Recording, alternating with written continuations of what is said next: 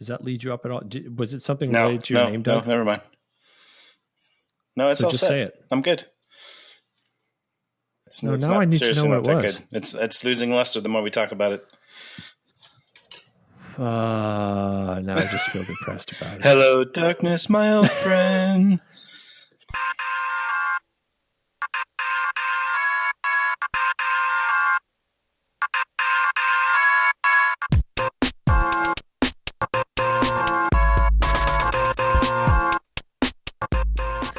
So, episode 6, here we are. And for the first time in a month, all 4 of us are back together. Yay! And we're back. And there was much missing.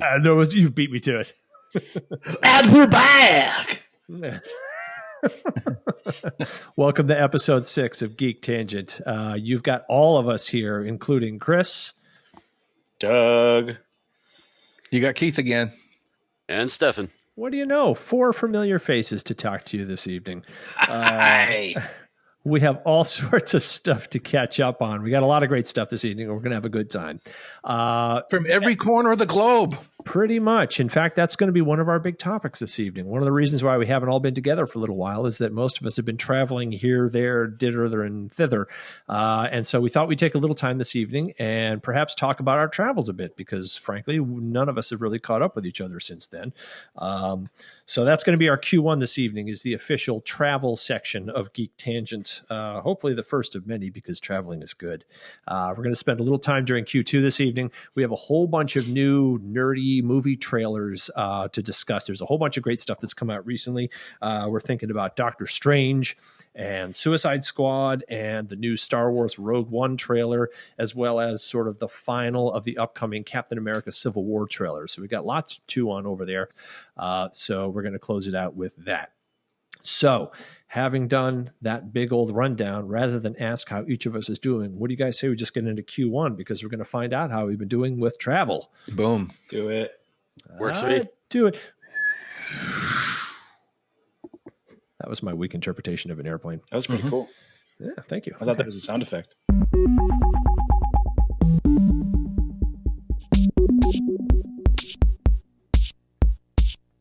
Okay, so Doug, since you were the least recent to travel, I guess we're going to start off with you. Do you want to just open up the segment and maybe explain briefly where you were? And I don't know if you want to bother to go into why, but then just start telling us a little bit about Amsterdam.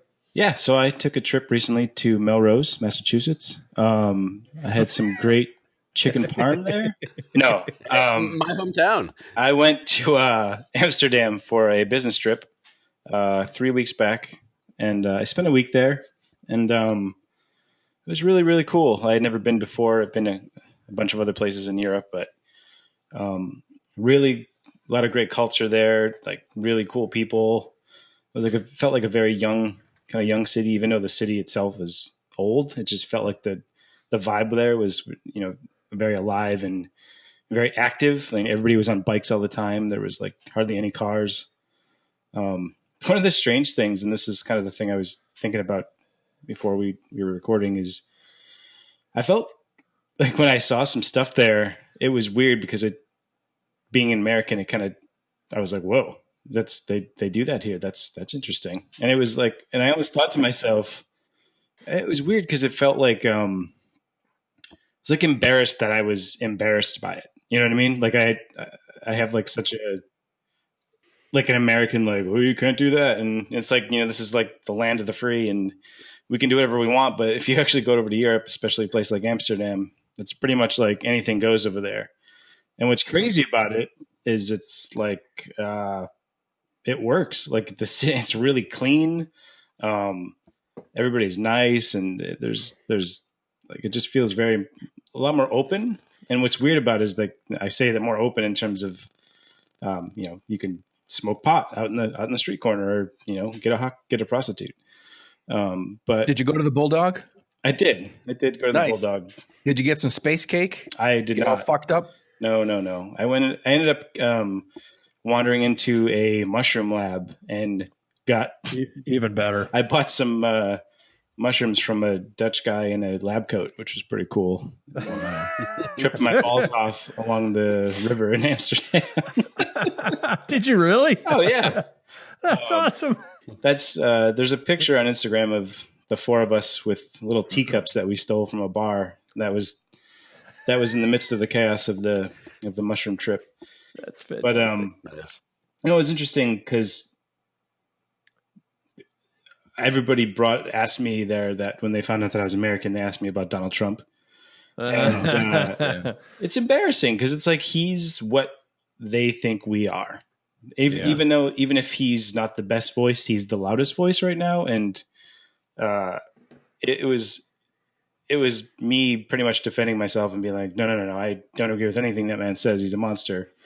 But it was they didn't ask me like they were looking down like, oh, Donald Trump, but they were just curious as like why a person like that exists. Yeah. It's just really so are we. It's a really strange thing there. But I mean, back to the cool parts of it. There's a lot of great art museums there. There's a great Van Gogh museum that was incredible. Like they had like over 200 paintings, like originals there.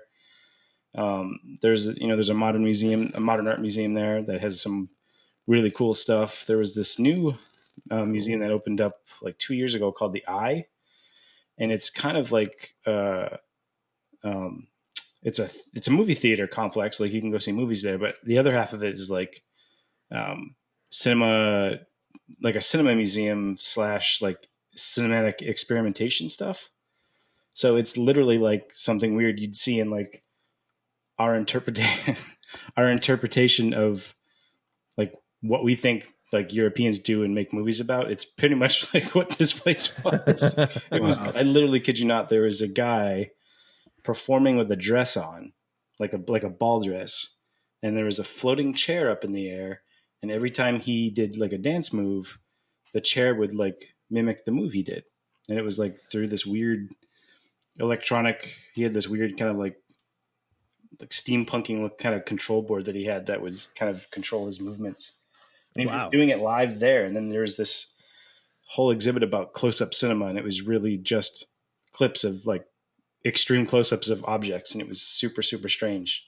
And I thought like Mike Myers was going to come out in his Dieter costume and start dancing around. But so was that just because it was you said it was the Modern Art Museum, right? No, this was the cinema museum, the Eye. Which is kind of like a complex where it has theaters and people can put on exhibits and they can like show, different kind of shows, and there's a bar inside and everything. And it's this huge, super modern white angular building that kind of juts out over the port in the city. So it's really cool. They had this interactive technology museum called the Nemo, which literally looked like a big giant fish. It was a huge like green glass building. Fortunately, it was closed when we went there, but it looked pretty cool. The Anne Frank Museum, which was like another. It was kind of hard to explain the experience there because it was so. You're like, oh, you read about it in school and you remember studying it and hearing about what happened to her and her family, but being in the house and being in the rooms that she was in, it was really, really powerful. And like it wasn't overdone. It was just like small little placards with info and like little videos. There was no like hard sell in the Anne Frank house. It was really like authentic and respectful to like what happened there. So that was pretty cool. Did you walk away thinking that were she still alive, would have been a believer? I don't think so. I don't think she'd be the right age group for that. Yeah, you think. But anyhow, yeah. That does sound really interesting. Doug, what was some dumb questions for you? What was the weather like when you were there, generally speaking? Cold and rainy. Kind of like. I was going to say, it looked gloomy from your pictures. Kind of like here, like the last month. Like it's just rainy, windy. It's pretty windy. And I'm assuming everybody speaks English, basically? Yeah, or Dutch, and it's the hardest language to understand. So it's. Yeah, I mean, yeah, I know. But did you find that the majority of natives, for lack of a better term, also spoke English? Yeah, I mean the cities. It's a tourism city, so everybody speaks English. that kind of makes sense. What about the food? The food was pretty bad. That's what everybody says. It's not. So the $1 million question is: did you get the Royale with cheese?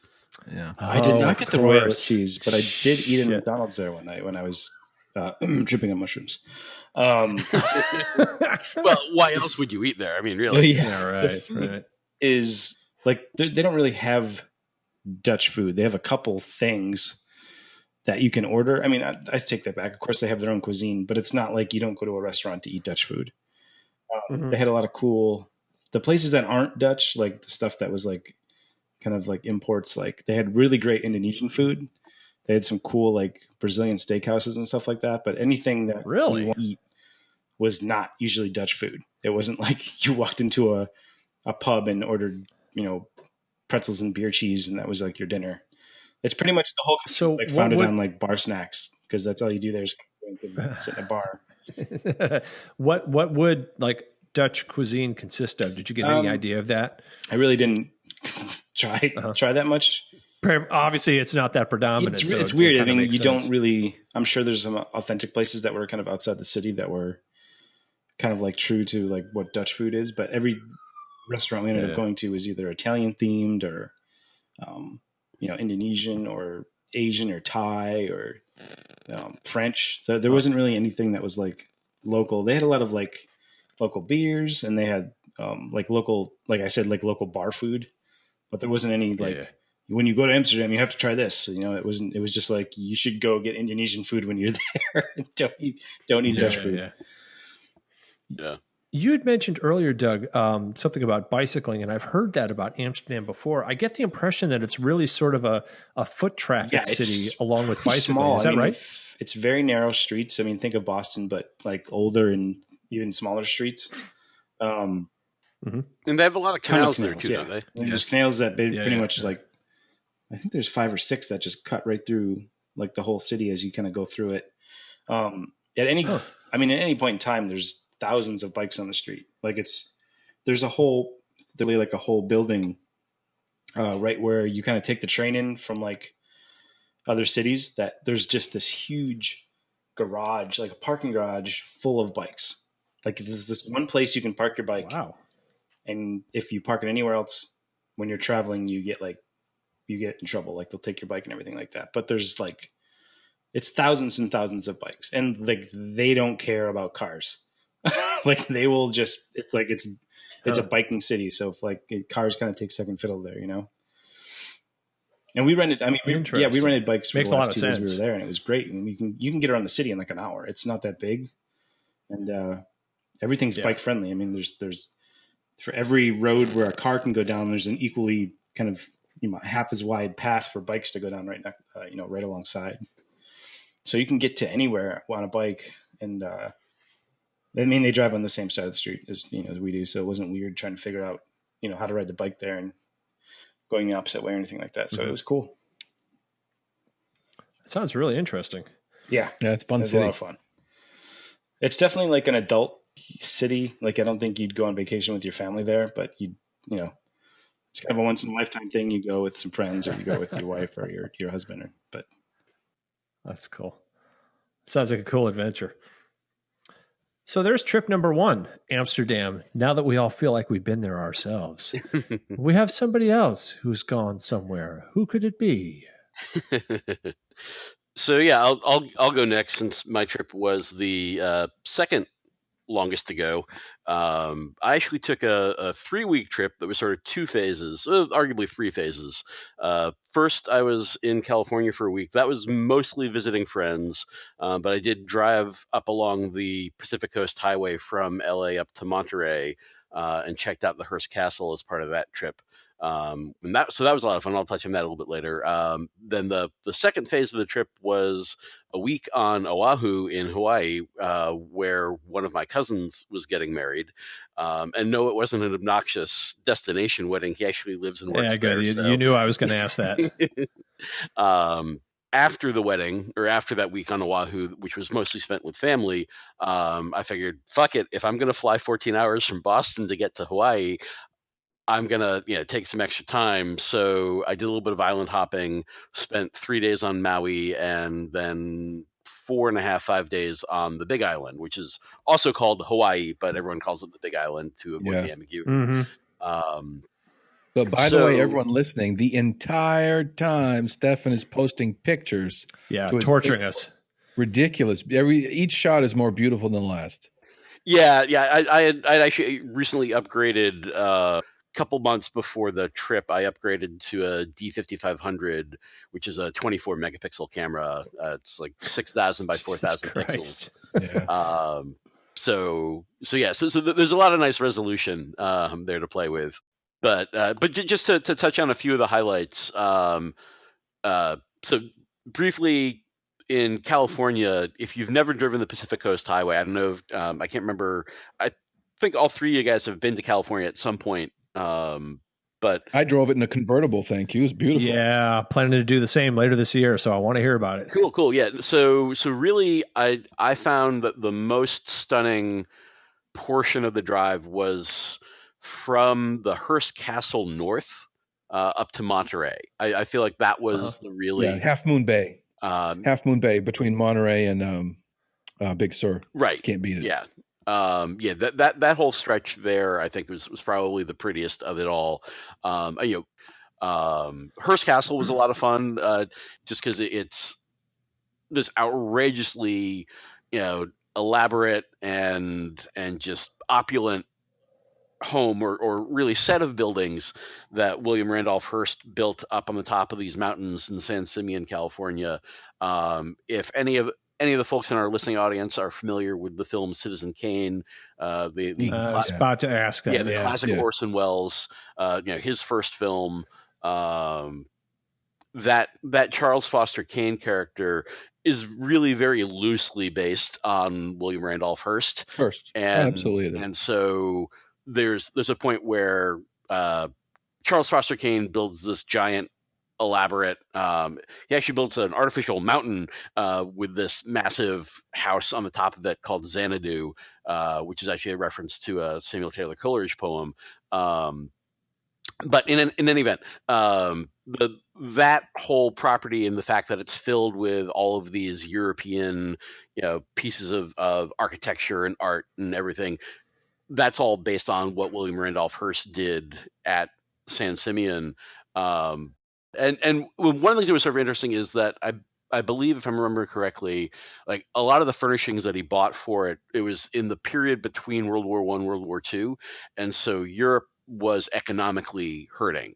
And so there was a lot of stuff that was available for relatively cheap. I mean, you still had to have William Randolph Hearst kind of money to be able to buy all this stuff and ship it back to California. But he was able to acquire, these 14th century Italian carved wood ceilings that are just like ridiculously ornate.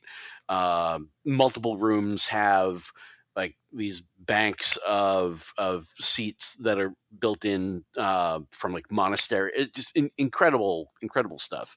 So it's definitely worth seeing. I mean, it's a little bit of a time suck, but it's a pretty cool place. And particularly when you have understand some of the cultural history of it and the influence it had on Citizen Kane and all that. So that was kind of fun. Cool. And then in Hawaii, probably the most cool thing for me about the Hawaii trip was getting to Kilauea and the active volcano that's there. Just because, how often do you get a chance to get within 1,000 yards of an active volcano? I mean, it unfortunately wasn't geysering up great gouts of lava while I was there, but at the same time, unfortunately, well, no, you want those good action shots. But no, it's a pretty stunning display of sort of the raw power of nature and like when you think about. So if you ever look at Hawaii on a globe, like the Pacific Ocean covers almost an entire hemisphere of the Earth. Mm-hmm. It's just fucking massive. And Hawaii is kind of dead center in the middle of it. And the only reason those islands are there are because you've got a hot spot in the magma underneath the Pacific Ocean plate. And over time, as that plate has shifted, that hot spot, so like the westernmost Hawaiian islands were over that hot spot, the longest time ago. And then as you move east through the island chain, you're getting newer and newer islands to the point where the Big Island is the only island that's still volcanically active.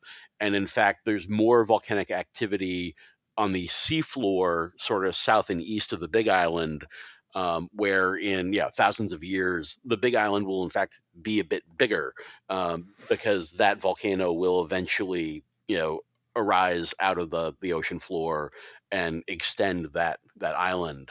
But you just get this raw sense of the pure, power of the planet, and it's just That's pretty yeah, wild. it was pretty goddamn amazing.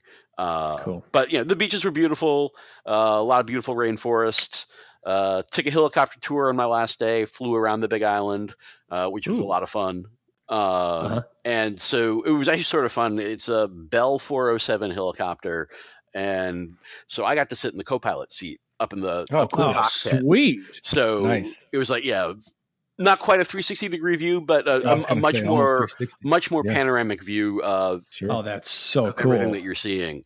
Yeah. And so that was a lot of fun. Yeah, because the glass in a helicopter, for kids who don't know, glass in a helicopter goes to your feet practically. Yeah. If you look at some of the photos from see, that's the nerve-wracking part. If you look at some of the photos from the trip, there's some where I'm like shooting down. You can see my foot in the shot because I'm like shooting down through the full front window of the helicopter.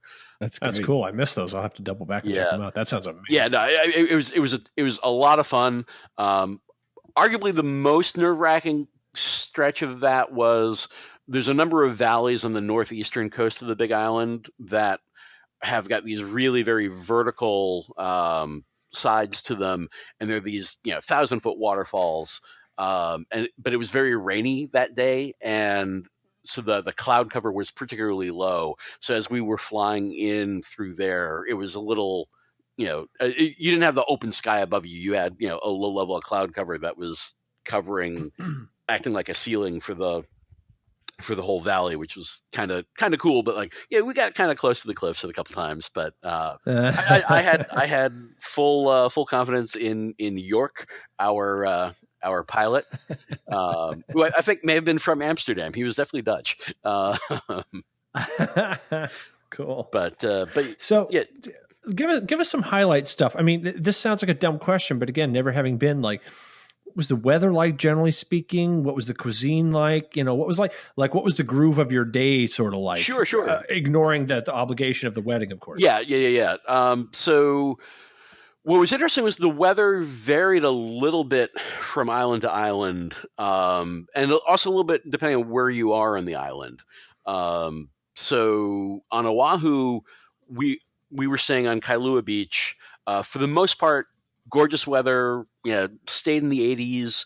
But every evening around sometime between 5 and 7, you would get. So Oahu has these really vertical mountains that sort of run through the middle. But what happens is that they trap the moisture in the clouds and force the clouds to release that moisture before passing over. So on the windward coast, they always get a light shower, late afternoon, early evening. But on the leeward coast, it stays much drier because the mountains trap all that moisture coming in from the trade winds coming in off of the ocean on that side of the island. But for the entire week that we were on Oahu, there wasn't any one day where we had any rain apart from that afternoon shower. And nice. So that was really quite nice. On Maui, what was kind of interesting was one of the things I did there was you can drive up to the summit of Haleakala, which is the largest peak on Maui. It's it's now a dormant volcano, but it was the primary volcano that formed that island. The elevation there is 10,000 feet, and it would be 87 degrees down at the coast, but it was 45 degrees up at the summit and windy as hell. Wow. But you're 2 miles up, almost. So it's just, it's a much thinner atmosphere. You're above the cloud level. Again, similar to Oahu, you get the clouds sort of push up against the mountain with the trade winds, but then dump all their rain, and at the actual summit, you're above that cloud layer. And so, like, some of the really stunning sunset photos that I took there were from that summit, and you can see like that you're above that cloud layer. The food, a lot of seafood. Go figure. Yeah. Oddly enough, they do tend to put macadamia nuts on everything, but it's not the worst thing in the world. Really? Just a lot of like macadamia nut crusted, this or that. Could be worse. Yeah, exactly. I did go. A mutual friend of ours, Brian Bernier, recommended Mama's Fish House on Maui. And I have to say that was an excellent recommendation. That was the best meal that I had. Cool. And they're one of those places where, like, on that day's menu, they'll tell you, okay, here's what we fresh caught today, and like this is the name of the fisherman who caught it, and this is like where exactly around the island it was caught. Like, just like super hyper local, hyper fresh, really really tasty stuff. Definitely my favorite meal. Had some really good fish tacos at the Kona Brewing Company, which was a local brewery that we actually had a lot of their beer at the wedding reception. And so when I saw that I was right near there where I was staying on the Big Island, I figured, well, yeah, I got to go check out their brew pub. Yep. But good place. Yeah, I mean, there's a lot of Asian influence in the cuisine there. Again, big surprise. Yeah, I mean, there's a large percentage of the Hawaiian population. I mean, well, there's a large influx of Japanese tourists, but also like just Japanese expats who move to Hawaii. Well, that's where Japanese go to golf. Yeah. It is. Yeah. But so there's a lot of Japanese restaurants, a lot of sushi places, a lot of ramen places. But food was good. I tended to be like fairly chill while I was there. I wasn't really trying to necessarily have a big agenda of try to get a shit ton done every day. I wanted to budget at least a little bit of relaxation time as part of it. But I mean, yeah, for the most part, it was a pretty everyone there was really friendly, and food's really good, and I definitely highly recommend it if you ever get the opportunity. Yeah, definitely a bucket list item. Yeah. I mean, I suppose I'll close out by saying that so I had been to 43 out of the 50 states prior to this trip. Really? And so that gets me up to 44 now, I'm pretty sure. And like Hawaii, since I've been camping in the Arctic Circle in Alaska, I sort of figured Hawaii is going to be the one that I'm going to have to like make an effort to get to. But in hindsight, I'm realizing that that's probably not, like, it was far more likely that I would at some point get to Hawaii than I will ever get my ass in Iowa. Like, I've not been to Iowa. I have no reason to go to Iowa. Apologies to our huge Iowan audience out there. But yeah, I'm sorry. Those last 6 states are going to be a bitch to make it to. Yeah, there are a couple of glaring omissions. I haven't actually been to Texas yet, so I will get there eventually, I'm sure. But yeah, there's a number of the states that are on that list are ones that the only reason I'm going to go to them at this point is to actually get to all 50 at some point. Has anyone else in the group been to Texas? I've been. Huh. Funny you should mention that. I figured it would be a nice segue. It would be a nice segue. Yeah. That is a great segue. Actually, Stefan, you're going to have a reason to go to Texas, let me tell you. So to circle it back around, we got a little bit of Amsterdam, a bit of Hawaii, and I just came back from a relatively short stint in Austin, a place I'd visited once before many years ago for a wedding, and had the chance to revisit just this past week for 4 or 5 days. We went down there at the invitation of a couple of old friends of ours. I should say she is, I think, an Austin native, if I have that correctly. And he is just a diehard Austin lover. We met him up here in Boston and have followed him over the years. He was our main go-to guy in Manhattan for a few years when he lived there. And he, within the past couple of years, has moved down to Austin. And ever since he got down there, he's been like, you guys need to come down so I can show you what I think Austin really is. And so we suddenly, or recently, I should say, realized that, it's really an easy trip to make. It's not particularly expensive flight wise. And we have a place to stay, so we don't have to worry about that. And if we're going to go do it, we should do it now before it gets any hotter, because from what we understand, Austin gets really unpleasant in the middle of summer. Yeah, South Texas. Yeah. So we took a quick jaunt down there and hung out with, I guess I shouldn't name them, but with some really dear friends of ours who did just an incredible job of showing us everything that Austin is about. Like I said, we'd been there before, but it was a very short trip. And, you go to a place like Austin that has a reputation, and you expect to be able to just walk in there and go, okay, this place is cool. And in the case of the time we'd been there a number of years ago, we just didn't really get a chance to do that. So you walk away kind of going, I'm not quite sure what this place is about. So it was really nice to get sort of an opportunity to do a deeper dive. We got to see a little bit of a taste of genuine country music. We spent an evening, actually our last evening there at the Continental Cafe. We got to see Dale Watson playing, who, like, I've never seen anything like this in my life. This guy looks like a real life Arthur Fonzarelli. He's standing there with like a tight white t-shirt and a button down, an open neck button down shirt with the sleeves all rolled up. He's got a great looking Telecaster, and he's got this shock of white hair that's worked up into a massive pompadour and this huge shit-eating grin. And you're in this grubby little place that's, houses maybe, I don't know, 100, 150 or something like that. They got all sorts of beers, and the waitresses are really straightforward and everything. And he cranks through a whole set of nothing but Merle Haggard in commemoration of his recent passing. And the guy was, first of all, the music was great. It was a lot of fun to see that. It's one of those when in Rome type things, because frankly, I'm not a country fan, but it was great to see this guy do his thing. He had a great sense of humor, which made the whole show a lot of fun. And it was like $7 at the door. So it's just one of those things where, yeah, this kind of shit happens in Austin all the time. You just got to walk in the door. It was really cool. So we got an evening of that. The other music evening we got was a little bit of genuine blues type music. We were escorted to a place sort of in the armpit of Austin. You literally drive into a trailer park, and you're like, where the hell am I going here? And way in the back of the trailer park is this rundown shack. You go into the shack, and it's this grubby bar with this like 75-year-old guy in the back singing the blues with the backing band, and it's totally genuine. It was fantastic. So you get some great music experiences like that. I could go on and on about the food. Did you get some barbecue? Get some Texas barbecue? Let me talk to you for a moment about barbecue. We sure as shit got some goddamn barbecue. Where'd you go?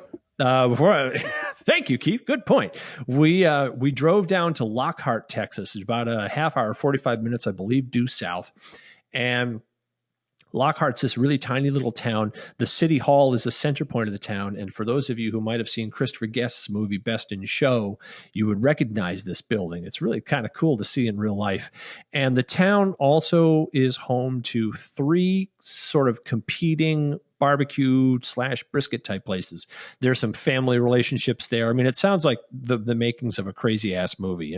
One family has been in the business for years, and then some disenfranchised cousin decides to spin off and start his own thing with a name that sort of references the original. So then they're suing each other and all this kind of shit. I mean, barbecue's a religion. You need to understand that. Oh yeah, totally. Yeah. And for our host, he's like way into it. So it was great because he does barbecue pilgrimages and stuff like that. Yep. So he sort of really kind of clocked into some good stuff. So we went down there.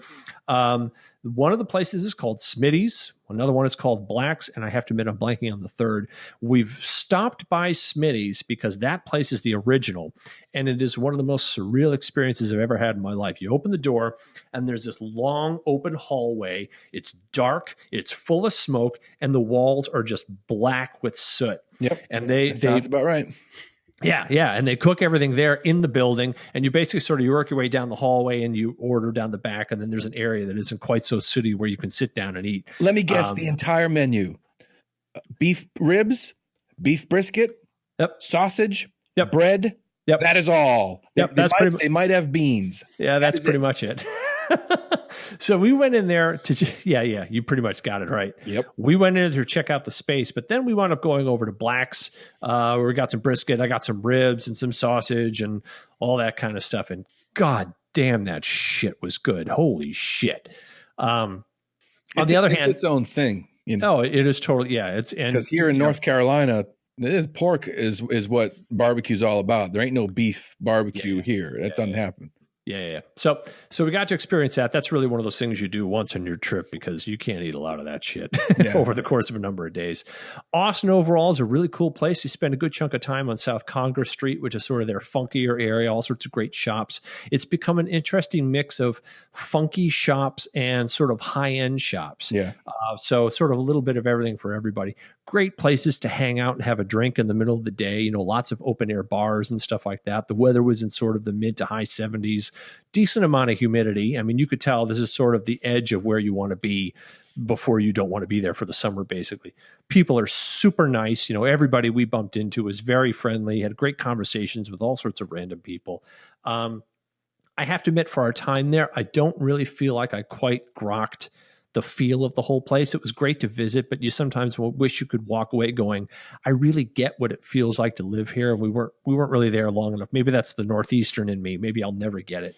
But it was definitely a great place to visit. We really enjoyed ourselves. One of the things I walked away with, and I'll close with this, is we, a number of months back, my wife and I visited Iceland. And for those of you who may have been to Iceland, the air in large parts of the country smells distinctly like sulfur because of all the volcanic activity there. And you just kind of get used to it, whatever. And when we were in Austin, we would find ourselves driving around the city with the car windows rolled down, and every other block, all of a sudden you'd get hit with the smell of barbecue. Yeah. And you're like, yeah, basically the native smell of this place is friggin' barbecue all over the place. It's crazy. So yeah, it was a great city. And honestly, Stefan, if you still need to knock Texas off your list, go to Austin. All you got to do is go to Austin. Oh yeah, no, Dallas. Don't go to Dallas. When I do eventually get to Texas, I'm sure it will be to Austin. Did you get to Waterloo Records? No, Greatest records from America. I spent an excessive amount of time shopping around for guitars. I hit every guitar store there and was looking for something to speak to me. And maybe that's a good thing, but I walked away unscathed. I'll just have to go back. There you go. So yeah, there we are, Austin in a nutshell. So to wrap it up real fast, Keith, what are you thinking about travel-wise? I didn't go anywhere the last couple of weeks. I sat here at home, but I do have some upcoming travel planned in the first week of May. Where are you going? I will be joining the three of you in Boston, Massachusetts, where we get together once a year. We sometimes we'll go to PAX East, which is the Penny Arcade Expo that they have. I think there's 3 or 4 of them by now. They have one in Austin, Texas, by the way. But we used to go to the one in Boston. Maybe next year we'll go again. But so we get together for the weekend and we just play games the whole friggin' time, whether it's Rock Band on the Xbox, Magic. And drink and eat food. Tummy sticks. Yeah, we've done it all. So I'm looking forward to that, and I'm digging up a couple of new games. I try and bring something new every year, and some hits, some misses. And Candyland, yeah. Candyland. Actually, I was going to go with Strip Candyland and do it a little adult style. Nice. That's going to be coming up the first week in May, and tentatively we plan to record an episode, so we'll have sort of a live on tape. Geek Tangent from Boston with all 4 of us for once. It'd be kind of cool. Definitely the most free form episode of Geek Tangent thus far. Even more free form than the last episode with just Keith and me. Yeah. Although this one, we're all going to have to share the same microphone, so there'll be even more. I'm sure we can steal, beg, or borrow from somewhere, I can imagine. Yeah, that'll be fun. And, since you mentioned it, we've never mentioned this before, but it's worth mentioning this in passing before we close this quarter out. The whole PAX gathering that we've been doing over the past few years is kind of what wound up being the genesis for Geek Tangent. We, having done the PAX visits for the past, I don't know, 4 years, something like that. 4 or 5 years, we all sort of got to know each other enough that at some point we went, we should just blather for a little while and record it and see if we can foist it on other people. So you can thank these annual PAX visits for the birth of Geek Tangent, for better or worse. It's true. So yeah, that's coming up really soon. That should be kind of fun. Yep. The one other thing that's worth mentioning is one of the reasons why you're coming up the weekend you are is because Captain America Civil War is going to be released that weekend. We're going to go check it out when we are together that weekend. So what do you say we take a quick break and we're going to come back and talk about some upcoming movies, including Captain America Civil War. Yep.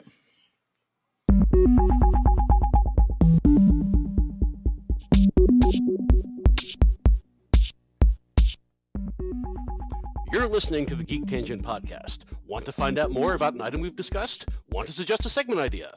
Want to tell us we have our heads so far up our asses that we're looking at our own belly buttons? Send us an email at contact@geek-tangent.com or post a comment on our Facebook page at facebook.com/geektangentpodcast.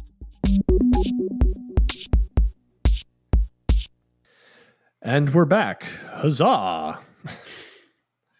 With great relish. Yeah, okay. Yeah. Anyhow, so we're gonna jump into Q2 here. Q2 of a 4-quarter game that we're only playing 2 quarters of this time around. We're gonna spend a little time talking about some of the new movie trailers that we've been seeing recently. There are a whole bunch of cool things sort of promising to come out soon. And just in the past few days, a number of new trailers have come out. We just sort of have to touch on some of them. So I figured we'd start with Doctor Strange. For those of you who don't know about Doctor Strange, he's a longtime Marvel character. He's one of these characters that tends not to be part of the central universe. His whole premise is a little bit more left field. Former egotistical surgeon, very proud of himself, who gets in an accident, loses use of his hands, and in an effort to find himself, learns all about the mystic arts. So he is sort of the Marvel Universe's resident mystical guy. Doctor Strange, that was in the 60s when these guys were tripping balls on acid big time. If you go back and read that, it was heavy into obviously the occult, because his master's like a demon and he summons all Dormammu and all this crap. Right, Dormammu. Yeah, I read all the original 60s Doctor Strange, like I don't know, it was like reprinted back in the day, and I read all that stuff. But yeah, it was total like literal acid trip 60s thing. It's one of those things like there's certain characters in the Marvel universe that I'm kind of surprised that they make movies and TV shows about. Like they've made multiple Ghost Rider movies that really weren't well done or well received. Bite your tongue. Yeah, and they're going to make a TV series eventually. I think Ghost Rider is planned to be a TV show. Oh, great. And that's Doctor Strange. I put in the same category as. I agree. I'm as totally Ghost Rider. shocked that they announced this as one of the franchises they're doing. Yeah, because they're both kind of like these Punisher too. They're like these anti-heroes, like Ghost Rider on fire burns your soul. This crap. Like, how do you make that a likable character? Doctor Strange, totally weird, aloof, distant. All the occult stuff. Yeah. Keith, what are his powers? Like, what can he do? They can do anything because he has a mystical amulet and he can like cast all these spells. So they can sort of make him do whatever they want. They just have to create a new spell for it. It's all about, back in the 60s when it was made, it was all just about the trippy colors and drawing these weird tentacle HP Lovecraft things. It was literally like these guys were tripping on acid making these comics. I'm positive. So it was a drug thing back in the day.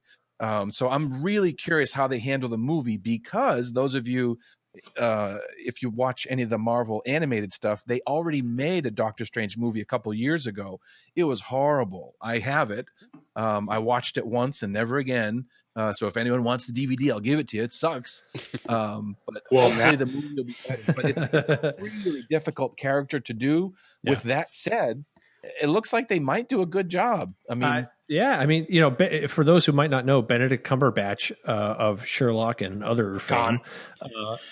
What's that? He's Khan. He's Khan, yes, of course, yeah. But we don't call him Khan until the very end. I never watched those. I boycotted them. They're good. The Star Trek movies, you got to watch them. Man. Yeah, they're fun. Anyhow, so he plays Doctor Strange, and they just released the first trailer this week. Long story short, it actually looks really interesting, despite their adherence to the very mystical, wacky world kind of thing that Keith was describing. They're clearly trying to present that in the movie format in sort of a digestible fashion. And it looks like it could be pretty It looks cool. like Inception, like where they have like the city, yeah, like there's bending and city. stuff. And First thing I thought of, totally. Yeah, a little bit Inception, a little bit The Matrix. Yeah. With some of the dojo. Yeah, especially Tilda Swinton, looks just like Morpheus. Yeah, totally. What's going to be interesting is to find out whether or not, so Strange comes out, what is it, later this year, I think? I don't actually remember the release date. But pretty sure it's this year, like August, maybe. Yeah, I think late in the year. I'm wondering whether or not, like, all of the characters that Marvel introduces into the movie universe are lined up to be part of Infinity War, the 2-part series. In which case, does Doctor Strange make an appearance in that? And it'll be really interesting to see how he fits in with all of these other characters. I mean, maybe he's the token outsider kind of thing, but it's going to be really interesting to see how they weave him into it. So I'm looking forward to this movie. They got plans for him because Hydra was talking about him in the second Captain America movie. Right. They made a reference to him with the targeting. Yeah, of course. So that will be really interesting. I don't know. We've said it before. I said the same about Ant-Man. I didn't quite get Ant-Man, but I have to admit, I really dug it. Yeah, but I knew what Ant-Man was about. He was a little. He got small. Yeah. It's in his name. Like I don't know. Doctor Strange just feels weird. Like, who does he fight against? Like, what? I don't like. What does he ever cross over with any other? You know what? Heroes? Think of it this way. And I'm just thinking of this off the top of my head here. The whole Infinity War thing, which will ultimately be Thanos with the Infinity Gauntlet kicking everybody's ass. Basically, you're going to need every angle of power to defeat him, including not just brute force like people like the Hulk or force with intelligence people, guys like Iron Man. But you're probably going to need mystical elements because there are all sorts of mystical connotations with things like the Infinity Gauntlet. So I can see how each of these guys has a part to play. And Doug, to answer your question, in the comics, typically it wasn't that Doctor Strange would fight Doctor Doom. It was more that other characters would come into his world because he had his own mystical world where he's dealing with, I can't think of some of the demons he used to fight, but he'd fight like demons and ghosts and these other dimensional beings that are not part of the demons. Universe. But once in a while, those beings would attack Spider-Man, and then he would have to help Spider-Man. So other characters would be pulled into his world, not the other way around. Yeah, I got you. Okay, that makes sense. So let's move on to another one of the trailers that have been kicking that just came out, and in fact, it's not the first one, but I think it's the most recent and final, I should say, which is for Suicide Squad. Of course, hot on the heels of Batman v Superman, which we sort of beat into the ground last episode, and Doug is the only one here who's seen it. I'd love to hear his point of view on it, but we'll get into that another time. Have you seen it? Yeah. Okay. Well, that never stopped us before. Yeah, that's true. Yeah, and we're about to do the same thing with Suicide Squad. So pretty much, yeah. So Suicide Squad, obviously, I'm guessing most people sort of know about. It's not a franchise I was familiar with before seeing the trailer. I backpedaled and read a little bit about it. Basically, all the bad guys at the DC universe get together and do stuff so that if something goes wrong, nobody else gets blamed. Basically, it's the Mod Squad. Yeah, that's a good way to put it. Now, my understanding about Suicide Squad, and of course we see the most notable thing about this is not only that Will, what's-his-face, Smith, God help us, is one of the main guys in it, but that Jared Leto is reprising the Joker in some capacity in it. It'd be really interesting to see how that goes. Good actor. Yeah, that's a whole other conversation. But the fact that it's clearly sort of a dark, negative tone, a la basically most of the DC movies that have come out. And although I haven't seen Batman v Superman or obviously Suicide Squad, clearly from what I've been reading, DC is now wrestling with the fact that people are reacting kind of negatively to this broad, dark tone that the DC movies are taking to the point. And Suicide Squad is clearly lined up to be another one of these. But now that Batman v Superman is out, they're going, shit. And we know for a fact that they're doing some sort of last minute reshoots in an effort to interject some humor into the thing to try and lighten it up. Whether or not that works, who knows? But it sounds... Frankly, Suicide Squad doesn't interest me that much because A, I'm not familiar with any of the characters in any capacity that interests me, and B, it kind of stinks like a train wreck, just like Batman v Superman. The thing that I think when I'm thinking about the Suicide Squad movie is that it's like like you said, it's an anti-hero movie. There's already been two really, really, really good not very popular. I shouldn't say not very popular, but like kind of anti-hero movies. And, so there's let me backtrack on that. So on one side of the fence, there's Suicide Squad is a lesser known group in the universe. Guardians of the Galaxy was a pretty lesser known group. And that movie was great and people embraced it and loved it. And you got your anti-hero movie. Well, guess what? Deadpool just came out like 2 months ago or 3 months ago. And that's an anti-hero movie that was really, really good. So I feel like they're kind of like third in line in this, and unless it's really, really good, And the cast that I see doesn't really give me much hope for that. Yeah, the casting has been. I just think character design. It's just going to be. It's going to be. I don't know. It could just have like. I think it could end up being one of those like cult movies that people end up liking just because it's so bad, or it's going to be halfway decent and it'll just be kind of a meh DC movie like Man of Steel. You know. They based the Harley Quinn character off of one of the Arkham Asylum video games instead of the animated series where the character was created. Yeah. I think big mistake. You totally, I mean, whatever, they sexualized the character. That's not. Oh, they're clearly not Harley Quinn. Yeah, I'm okay with that. They're clearly leaning into that character a lot, judging by the trailers. And it's sort of like, really? Well, she's really the only talented actress in that whole cast. Margot Robbie's really good. What else has she been in? Wolf of Wall Street. She was the wife. Yeah, really we'll see. Again, that one's another later this year. We'll sort of see how it goes. Kind of sounds like we're mutually a bit okay. Meh. We'll see how it goes. Yeah. All right. So 2 more for you. Let's move on. One more thing about Suicide Squad. The marketing materials are really cool. Like the movie posters and like the bright purpley neon graffiti kind of style. It's different. I'll give them that. Really cool. It definitely stands out. So I'll give it that. I'll give it props for that. That stuff has not reached my eyeballs. I have no idea what you're talking about. That's funny. You know, when I look up Suicide Squad movie poster. Just. Well, I mean, the Joker's colors were always purple and green. Yeah, of course. That's not a big stretch. Yeah. So, and yeah, I mean, it'll be interesting to see how much they make the Joker a focal character in it, because of all of the characters in there, apart from the fact that Batman does make an appearance, like he is far and away the most recognizable villain in the Suicide Squad. Oh yeah, totally. That's part of the problem, in my opinion. Is like you're all these people like, who the hell are they? Okay, so moving on. So next up, and this is I can't say that this is the one I'm most excited about, but is definitely very, very, very top of the list. The first Star Wars offshoot movie, Rogue One. They've been talking about it for quite a while, as we know, since Disney picked up the Lucasfilm franchise and is apparently sort of steering it in the right direction, fortunately.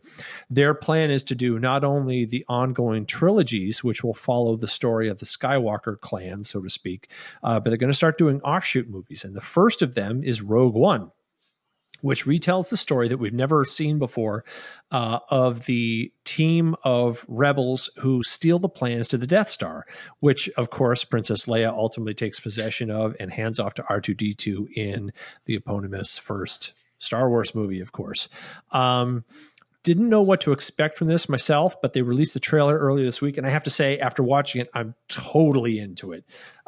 Just that one trailer alone, and I've become increasingly skeptical about trailers over the years, but I am just in like Flynn on this one. How do you guys think of it? Yeah, I was similarly wary, a little bit leery about whether or not they were going to be able to pull off these kind of, one-off, not part of the main story arc, but sort of standalone films. And I have to say, similar to you, after seeing the trailer, my level of confidence is much, much higher. I have to admit, I totally dug seeing the classic stormtroopers in there as opposed to the. I mean, yeah, I like what they did with the First Order to sort of tweak the design, but at the same time to sort of see new footage of that classic stormtrooper armor was pretty goddamn awesome. Cool. And the AT-ATs that are in there. I mean, it looks like they're going. I'm optimistic that it will be an entertaining movie and one that won't have you leaving the theater feeling like, well, why are they telling us this story? It's not part of the main story, but I think it's going to be an interesting, view into, sort of a part of the story that is, well known and well loved, but seeing it from a different character perspective, which I think would be interesting. Yeah, absolutely. Anybody else? Yeah, no, it looks just like what I was hoping for, actually. Yeah. I was actually not surprised by the trailer, but pleased. Yeah. The one thing, and I'll leave off with this, is that I can only assume that this is going to wind up being a self-encapsulated story where, it has a start and finish, and we shouldn't expect to see these characters bleed into the main Star Wars trilogies in any way. That strikes me as the way they're sort of setting this up, as well as future installments. I mean, we all know that beyond this, the next thing they have on the docket is a Han Solo backstory movie, which I, for one, am not at all interested in seeing. I just have to say, learning all about Han Solo and his life and stuff sort of removes the mystique. But anyhow, that aside, clearly they're planning to do a long series of these sort of offshoot stories that might not affect the direct trilogy in any particular way, but will help to inform sort of the backstory, basically. Yeah, and I think Well, I mean, go ahead, Doug. No, I just real quick. I think it looked cool. I mean, it looked. It definitely didn't have like the gravitas and like the production feel of like the big movies, but yeah. It feels weird to me that they're coming to theaters. I don't know. It feels like it's like a Netflix exclusive kind of thing. Just because the only person that I recognize in the trailer is and speaking of, just in terms of casting, it seems like I mean, but most of the people in the the Force Awakens weren't. Well, that's not true. Most of them are famous, but like there's sort of 50-50, yeah. So I don't know. It's kind of cool. One thing that what you guys were just saying about the Han Solo backstory is I don't know if this is out there because there's so many graphic novels and books and stuff like that, but I'd really like to see something where they go back to the origin of the Force and like the light side and the dark side and who was like the first to like have it and like when did it end, and it would just be really cool to kind of ground that whole.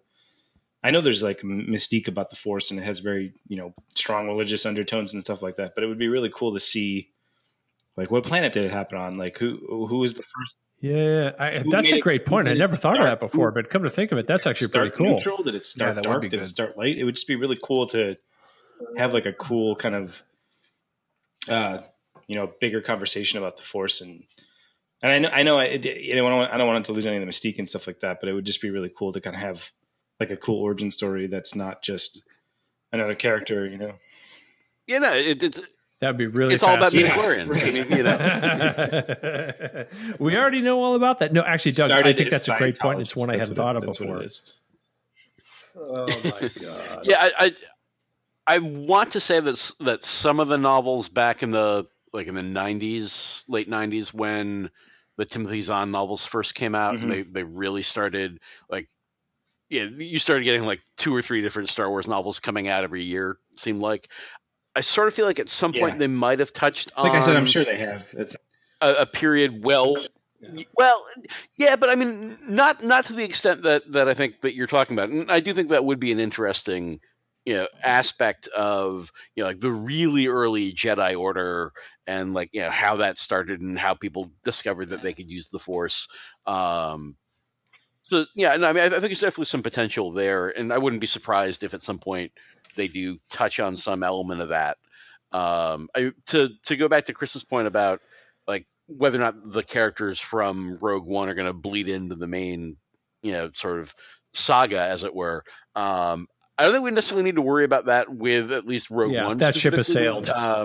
Just because the Felicity Jones character that we're seeing, who's the heroine of Rogue One, is going to be like 10 years older than Princess Leia, maybe, or at youngest. Why did they Princess cast Leia's age a woman during those events? Almost exactly like Rey. Yeah, exactly. I mean, I'm all for these strong female characters that, heaven forbid we actually have a strong female lead like we did in Force Awakens. But okay, so another young white person with a British accent, come on, change it up a little bit. You only speak British in space, Chris. Well, I mean, British accents are yeah, I know. Yeah, I know. Well, there are some people who've actually tried to make arguments that if you live closer to the galactic core, you speak, much more of a British posh accent. Whereas if you're out on the fringe, or maybe the casting agent is in London. Yeah. What I find interesting is this is the third time this story is being told. At least the third time this story is being told. Rogue One, They did it in the comics back in the 90s when Dark Horse was doing it. Yeah, but I'm going to stop you right there, Keith. As you know already, like the expanded universe is gone, flushed. period. Yeah, none of that stuff is canon anymore. Yeah, and they did it again in one of the books, and it was a different story. Yeah. I heard a theory that was funny, too. If you watch episode 4, they say that when they got the plans for the Death Star, many Bothans died. I'm thinking about that, too. So I've always assumed that everyone in episode 6. Everyone in this movie dies at the end. That's Return of the Jedi. That's the second Death Star. No, wait. Check it. No. Mon Mothma at the briefing with Admiral Akbar. Many Bothans died to bring us this information. He's right. Son of a Yeah, bitch. I'm not going to argue with you, but in any case, the funny theory that I heard is that it's a person. His name is Manny Bothans. Well, that's probably going to be another offshoot story, but and yeah, I suspect they're just going to drop it and never. Yeah, probably. That's just as well. We should, speaking of dropping it, we should drop this one and finish off with Captain America real fast. There have been a couple of trailers for Captain America Civil War, which is coming out at the beginning of May, which, as I said earlier, we're all going to be watching together, and we'll be not live podcasting, but yakking about it, I'm sure. It's going to be a spoiler-filled episode, I'm sure. But they've released the latest trailer. Is it the one with Spider-Man? I guess it sort of is, because we're seeing all sorts of little mini videos coming out of parts of battles and stuff like that. I'm not sure what more needs I'm not sure what more needs to be said other than this looks fucking awesome. Yep. Okay. And on that note, this has been episode 6 of Geek Tangent. We're happy to all be together again, and we're great to have you with us. We're thrilled to have you with us. Glad you hung in there if you've made it this far.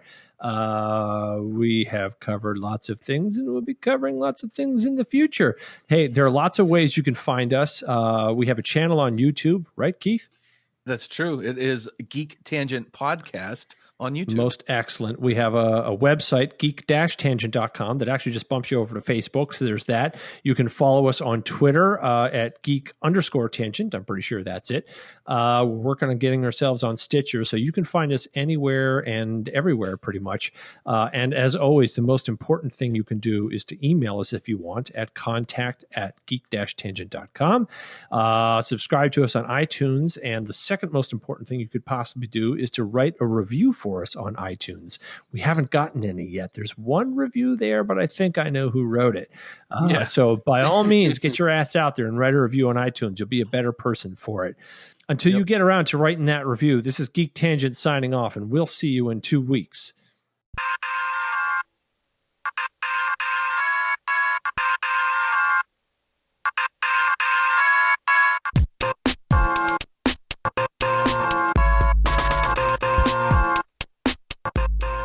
What the fuck is that? No, wait, hang on. What the fuck is that? Is somebody clipping their nails or something?